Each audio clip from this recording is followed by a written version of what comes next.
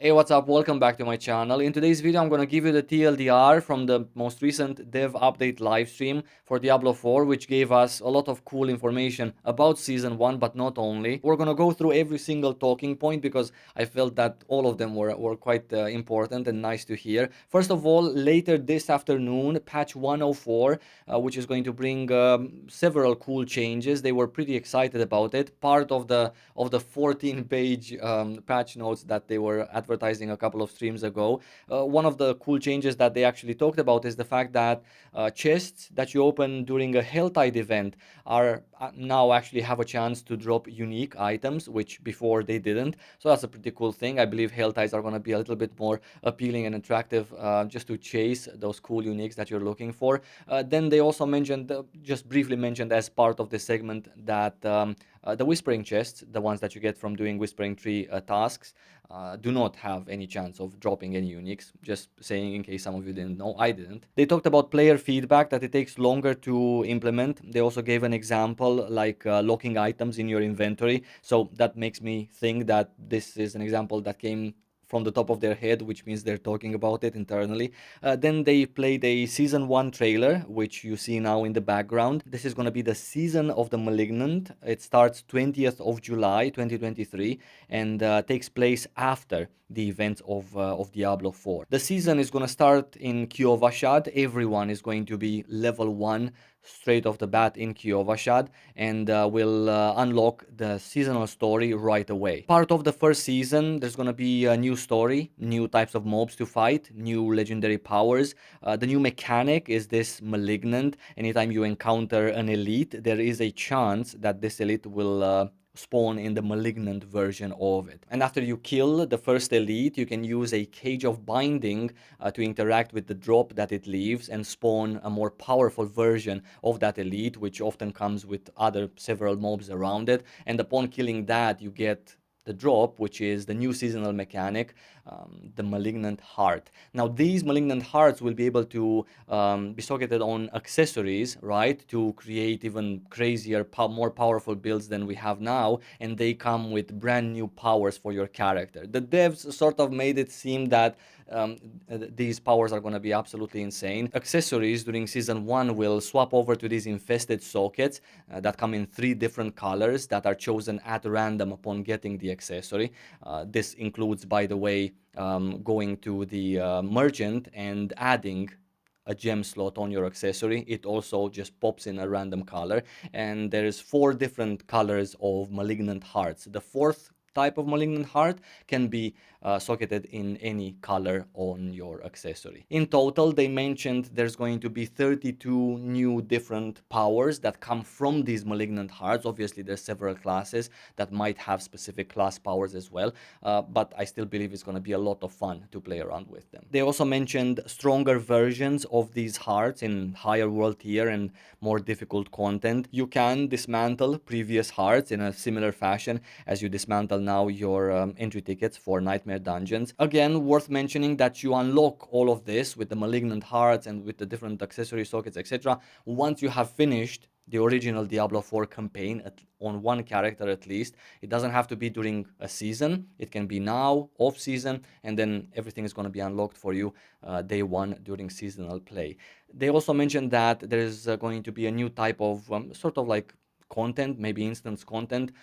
They're called the Malignant Tunnels. They looked a little bit like a cellar, and apparently you have to hunt them down in the world, which leads me to believe that they're not displayed on the map. So it's going to be quite interesting. In this Malignant Tunnel, you have a higher chance at getting these hearts, so at getting these new powers. And at the end of the tunnel, there's going to be an algrove where you can basically select the type of Malignant elite you want to fight, and that will allow you to target, farm specific colored Malignant Hearts that you might be looking for. And with the start of Season 1, 20th of June, there's also going to be new bosses, new legendary items and powers, new uniques, and these things are going to be available on the Eternal Realm as well. They are not a season-specific feature. Something that is specific to seasons is going to be the seasonal journey. This one is going to be separated into 7 chapters with a number of objectives for each, but you don't have to finish all of them. Just just some of them in order to advance.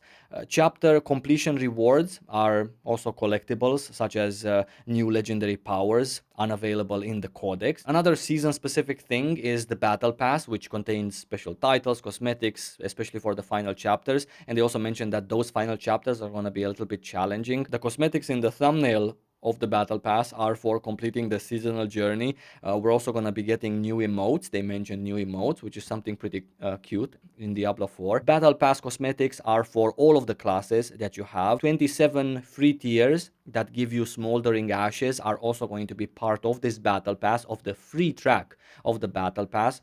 And these smoldering ashes, you can apply them to seasonal blessings. This is another feature, the seasonal blessings, that gives all of the characters on the seasonal realm specific buffs. For example, duration of elixirs. The more smoldering ashes you get, the more levels in this buff, duration of elixirs, you can get. Extra chance of malignant heart drops increased by 20% at max. Gold earned from vendor sales increased by 20%.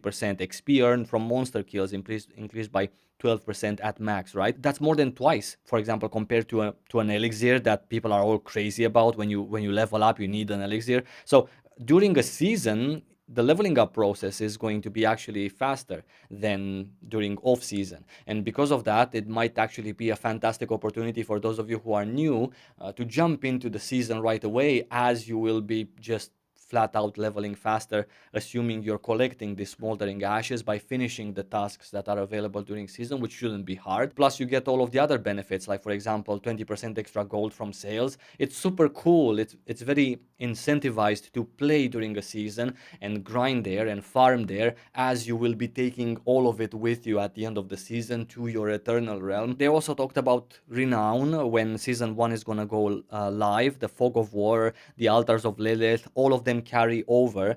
They didn't specifically mention the dungeon clears or the side quests and strongholds, so I'm left to assume that they don't carry over, because we're still going to have to farm some of the renown that we might have farmed already, just to get to the very end for the paragon points. A great deal of explaining was put into how you grab your progress from your eternal realm, from your now characters, and have the game recognize it for your seasonal characters. And the solution that they found was that starting with the 18th being 2 days before the season starts, when the patch rolls out in ghost form onto the servers, you have to log into your existing characters so that the game picks up your progress and remembers it for when the season starts, or for when you decide to play a seasonal character.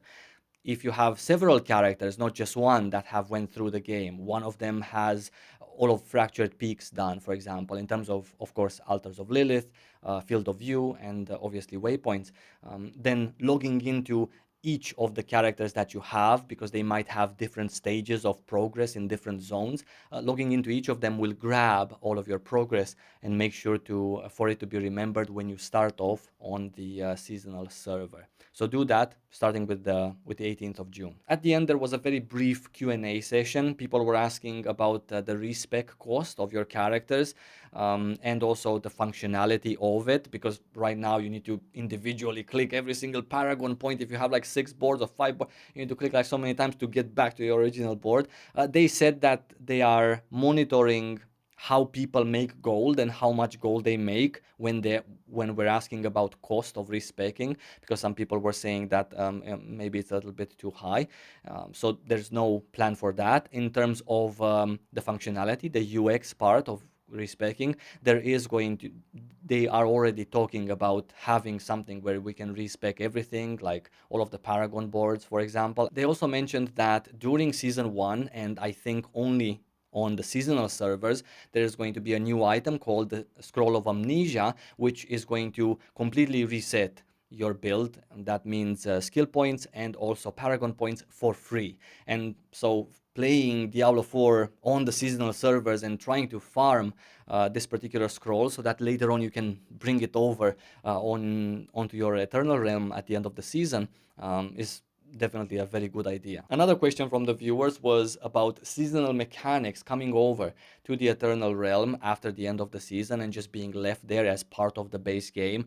Mechanics such as the Malignant Heart, for example. The devs said that no, not really, that's not in their plans, because it would make the game too puffy and maybe too confusing to understand after a few seasons, when a person just launches Diablo 4 and has 100 different types of aspects, legendaries, malignant hearts, and God knows what else is coming in the future. But they did mention that if there's something that the community really absolutely loves and doesn't want to live without it ever, then they might consider leaving it on the Eternal Realm. Another thing that was briefly mentioned was the fact that Nightmare Dungeon teleporting. Right now, you use the Nightmare Dungeon scroll, you get a load screen, you get in front of the dungeon, and then you have to click the dungeon entrance for another load screen to actually be inside that Nightmare Dungeon. They said that they are aware and that they're looking into this. Again, this was another temporary fix that they wanted to push out as quickly as possible, and that's why the TP is in front of the dungeon instead of inside. The eternal question, as it seems already, and something that bothers me also, is inventory space.